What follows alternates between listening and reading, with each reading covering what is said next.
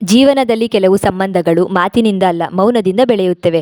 ಕೆಲವು ಬಾಂಧವ್ಯಗಳು ರಕ್ತದಿಂದ ಅಲ್ಲ, ನಂಬಿಕೆಯಿಂದ ಹುಟ್ಟುತ್ತವೆ. ಆದರೆ ಪ್ರತಿಯೊಂದು ನಂಬಿಕೆಯೂ ಕೊನೆವರೆಗೂ ಉಳಿಯುವುದಿಲ್ಲ.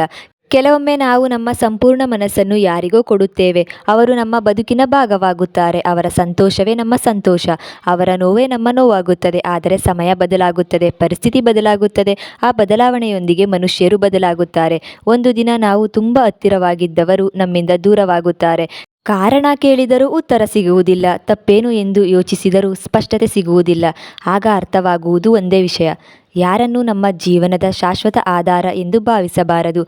ಯಾರಾದರೂ ನಮ್ಮ ಜೊತೆ ಒಳ್ಳೆಯದಾಗಿ ಇದ್ದರೆ ಅದು ಅವರ ಒಳ್ಳೆತನ. ಆದರೆ ಅದೇ ಒಳ್ಳೆತನ ಸದಾಕಾಲ ಇರುತ್ತದೆ ಎಂದು ನಿರೀಕ್ಷಿಸುವುದು ನಮ್ಮ ತಪ್ಪು. ಏಕೆಂದರೆ ಮನುಷ್ಯನ ಮನಸ್ಸು ಸಮಯ ಜೊತೆ ಬದಲಾಗಬಹುದು.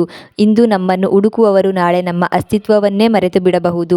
ಇದರ ಅರ್ಥ ಎಲ್ಲರೂ ಕೆಟ್ಟವರು ಎನ್ನುವುದಲ್ಲ, ಆದರೆ ಎಲ್ಲರಿಗೂ ನಮ್ಮ ಬದುಕಿನ ಮೇಲೆ ಒಂದೇ ರೀತಿಯ ಪ್ರೀತಿ ಅಥವಾ ಕಾಳಜಿ ಇರುತ್ತದೆ ಎಂದು ನಂಬುವುದು ಸರಿಯಲ್ಲ.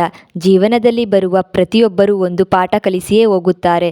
ಕೆಲವರು ಪ್ರೀತಿಯ ಅರ್ಥ ಹೇಳುತ್ತಾರೆ, ಕೆಲವರು ನಂಬಿಕೆಯ ಬೆಲೆ ತಿಳಿಸುತ್ತಾರೆ, ಇನ್ನು ಕೆಲವರು ಯಾರ ಮೇಲೂ ಅತಿಯಾದ ಅವಲಂಬನೆ ಇರಬಾರದು ಎಂಬ ಪಾಠ ಕಲಿಸುತ್ತಾರೆ. ನಮ್ಮ ಸಂತೋಷವನ್ನು ಯಾರ ಕೈಗೂ ಒಪ್ಪಿಸಬಾರದು, ನಮ್ಮ ನೆಮ್ಮದಿಯನ್ನು ಮತ್ತೊಬ್ಬರ ವರ್ತನೆಯ ಮೇಲೆ ಕಟ್ಟಿಕೊಳ್ಳಬಾರದು. ಏಕೆಂದರೆ ಅವರು ಬದಲಾದರೆ ನಮ್ಮ ಬದುಕೇ ಕುಸಿದು ಬೀಳುತ್ತದೆ.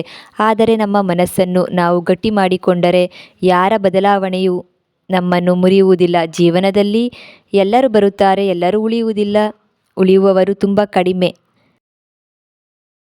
ಆದ್ದರಿಂದ ಬಂದವರನ್ನು ಗೌರವಿಸಿ, ಹೋದವರನ್ನು ದ್ವೇಷಿಸದೆ ಬಿಡಿ. ಯಾರನ್ನು ಹಿಡಿದುಕೊಂಡು ಬದುಕುವುದಕ್ಕಿಂತ ನಮ್ಮನ್ನೇ ನಾವು ಗಟ್ಟಿಯಾಗಿ ನಿಲ್ಲಿಸಿಕೊಳ್ಳುವುದು ಮುಖ್ಯ. ನಮ್ಮ ನಗು ನಮ್ಮ ಕೈಯಲ್ಲಿರಲಿ, ನಮ್ಮ ನೆಮ್ಮದಿ ನಮ್ಮ ಮನಸ್ಸಿನಲ್ಲಿರಲಿ. ಆಗ ಯಾರ ಗಮನವೂ ನಮ್ಮನ್ನು ಅತಿಯಾಗಿ ಆರಿಸದ, ಯಾರ ನಿರ್ಗಮನವೂ ನಮ್ಮನ್ನು ನೆಲಕ್ಕುರುಳಿಸದು. ಜೀವನದ ನಿಜವಾದ ಶಕ್ತಿ ಎಂದರೆ ಬೇರೆಯವರ ಮೇಲೆ ಅವಲಂಬನೆ ಇಲ್ಲದೆ ಸ್ವತಃ ನಮ್ಮನ್ನೇ ನಾವು ನಿಭಾಯಿಸಿಕೊಳ್ಳುವುದು.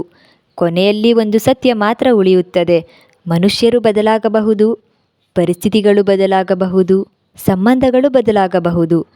ಆದರೆ ಆತ್ಮವಿಶ್ವಾಸದಿಂದ ಬದುಕಲು ಕಲಿತ ಮನಸ್ಸನ್ನು ಯಾರೂ ಬದಲಾಯಿಸಲು ಸಾಧ್ಯವಿಲ್ಲ.